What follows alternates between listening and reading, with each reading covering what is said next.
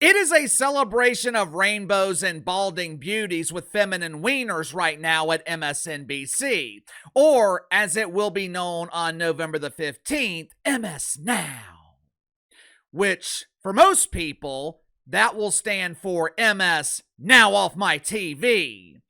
It was announced a couple of months ago, but on November the 15th, it becomes official. NBC has essentially fired MSNBC.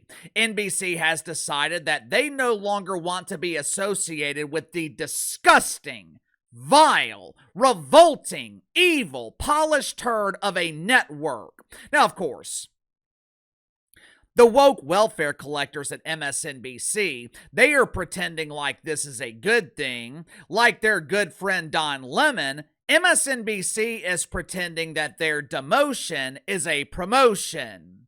Hey there, it's me, Jen Psaki. I got some great news. We've been working overtime polishing this rancid turd. We have decided to rebrand ourselves. Instead of MSNBC, we are now choosing to identify as MS Now. New name, same toxic garbage.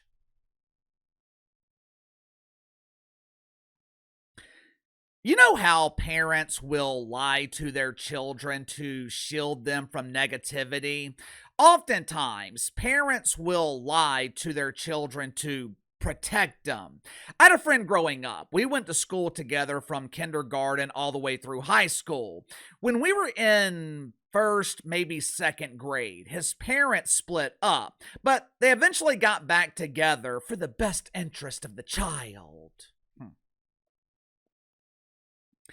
As we got older, especially once we got into high school, we noticed that his parents weren't like other parents. Now, both of them were great people. As parents, you couldn't ask for much better parents, but as a married couple, things just weren't working out, which is probably why they initially split up when we were in elementary school.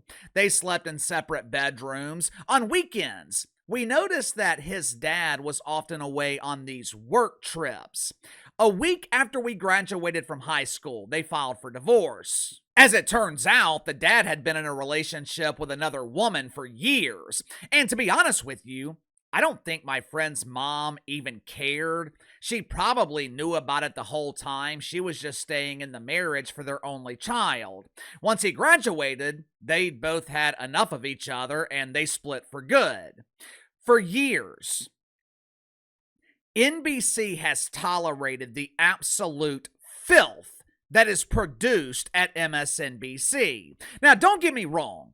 NBC definitely embraces the woke wiener, but they are nowhere near as vile. They are nowhere near as disgusting as the filth on MSNBC. A couple of months ago, NBC finally decided that enough was enough. They were divorcing MSNBC. They were no longer allowed to use NBC sources. They were no longer allowed to use the resources provided by NBC. Hell, they're not even allowed to use the damn name. The woke welfare collectors at MSNBC, they are pretending like this is a good thing, but Uncle KC is wondering about the potential aftermath of this divorce. Uncle KC is wondering what further changes could be coming at MSNBC. More specifically, Uncle KC is wondering if there will be any personnel changes. Will the new management team, new ownership team, will they be looking for talent who is actually capable of drawing an audience to this primetime dump? Make sure to like and subscribe. You can follow me on Twitter at KC_BTL84. So I want to get to the sponsor for today's video, my good friends at Farwell's Fine Woodworking. Believe it or not, Christmas right around the corner. While it's somewhat easy to buy gifts for kids, as you get older, it gets harder to find good gifts for adults. In my experience, The best gifts for adults are the gifts that are given with thought. And what could be more thoughtful than one-of-a-kind, handcrafted kitchenwares from Farwell's Fine Woodworking? This is a family-owned business where each cutting and charcuterie board are handmade and they're built to last for generations. Unlike plastic boards, which can release microplastics into your food, boards from Farwell's Fine Woodworking, they are made from natural hardwood and finished with non-toxic oils and board butter that protects and nourishes the wood. And they are 100% safe for your food. No chemicals, no plastics, just the beauty of real wood made safe for your family and your kitchen table. Choose craftsmanship, choose health, and choose something that is handmade, not by machine, by clicking the link in the description below. Use my promo code BTL10. Receive 10% off your first purchase with Farwell's Fine Woodworking. Over the weekend, a panel of complete unknowns on MSNBC were interviewing the former press secretary for our former fearless leader, Johnny B. Biden, Corinne Pierre Van Dam, or Karen St. Pierre, KPP. Hell, I can't remember her damn name. Every time I see her on television, she doesn't choose to identify by name. She's always choosing to identify with whatever letter of the LGBT alphabet she feels like that day. Today, I am an L. Tomorrow, I might be a T. The next day, I might be plus plus. During the interview, one of the unknowns from MSNBC did the impossible. They were interviewing one of their pretend friends. They were interviewing someone associated with the Biden administration, and they actually asked them a real question. One of the unknowns asked OPP if she had apologized to Robert Hur. Now, for those that don't know, Bob was the special counsel in the Biden administration. Last year, he had the audacity to publicly admit what we already knew. John Biden was out of his mind. As a result of that public admission, and as a result of KJP LGBT essentially calling him a liar, Robert Hur's career was temporarily destroyed. This dude could not find a job because he told the truth. One of the panelists from MSNBC, they asked KPJ if she had apologized to Robert Hur. Watch for yourself. You stood from the White House podium February 2024, and you said that his commentary was gratuitous, that it was unacceptable, and it didn't live in reality. Have you apologized to Robert Hur? I mean, look, what I can say to you is I saw the president every single day. It wasn't one-offs. It wasn't once in a while. I saw him every day. Do you have any regrets at all for anything that you said while you were speaking on behalf of this administration? Look. It's a simple yes or no. No, because you're asking for a yes or no question. I want to put some context to it, too. Credit where credit is due. This was a great segment from MSNBC. Obviously, the question caught Corinne Van Dam off guard. She thought she was in territory. No. Credit where credit is due. This was a great segment from MSNBC. Obviously, the question caught Corinne Van Dam off guard. She thought she was in friendly territory. She thought she was speaking to paid propagandists, and she clearly was not prepared for that question, which is why her answer resembled a cackling Cam Harris word salad. If MSNBC did this more often, then maybe they would have a chance to survive, because normally this is what we get from MSNBC. Roll the clip.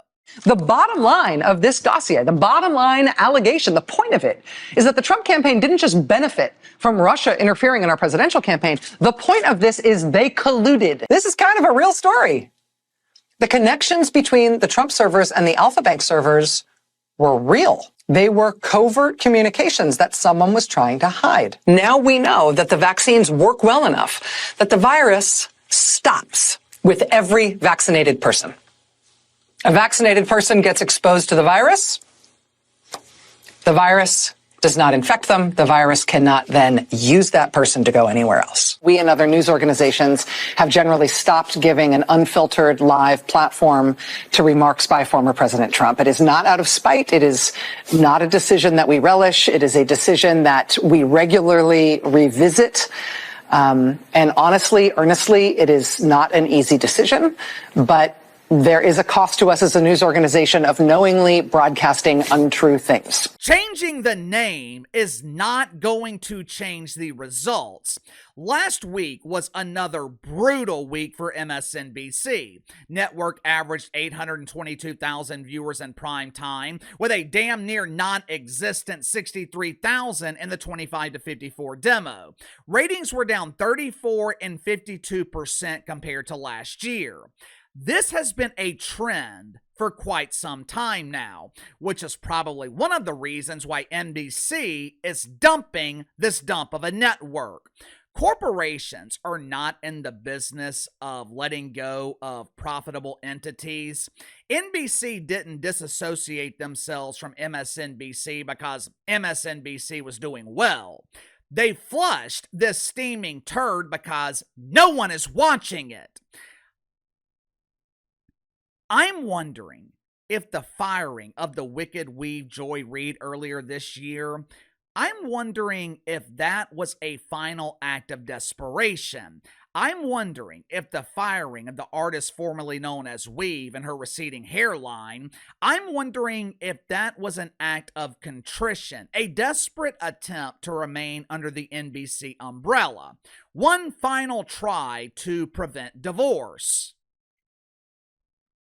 Obviously, it didn't work, but I'm also wondering if further changes could be coming to MSNBC. The network is now owned by Versant Media Group. Now, I think it's still under the Comcast umbrella, which also owns NBC, but MSNBC is no longer associated with NBC.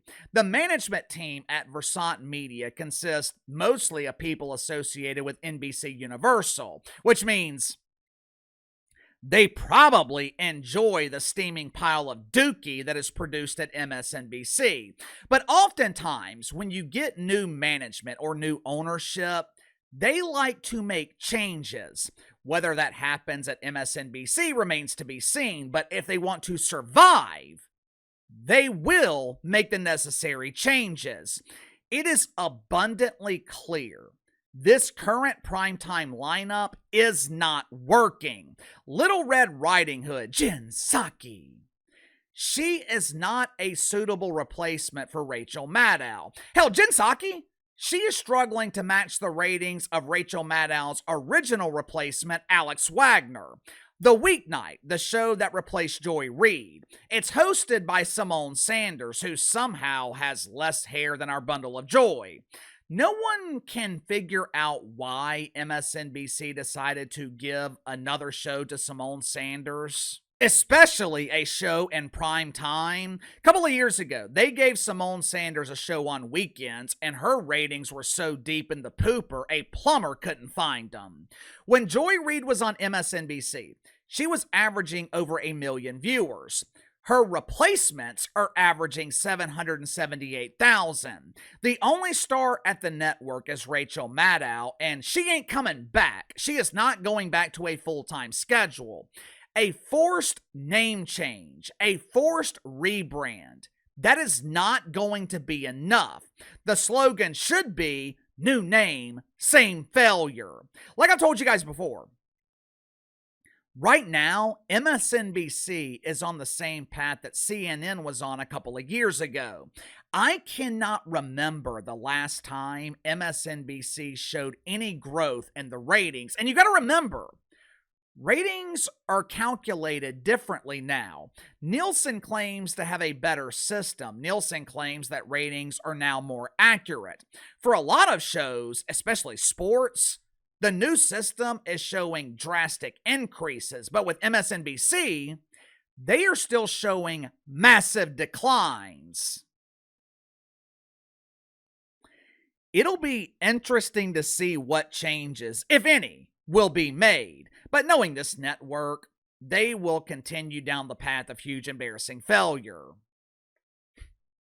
Sound off in the comments below. I'll see you guys tomorrow.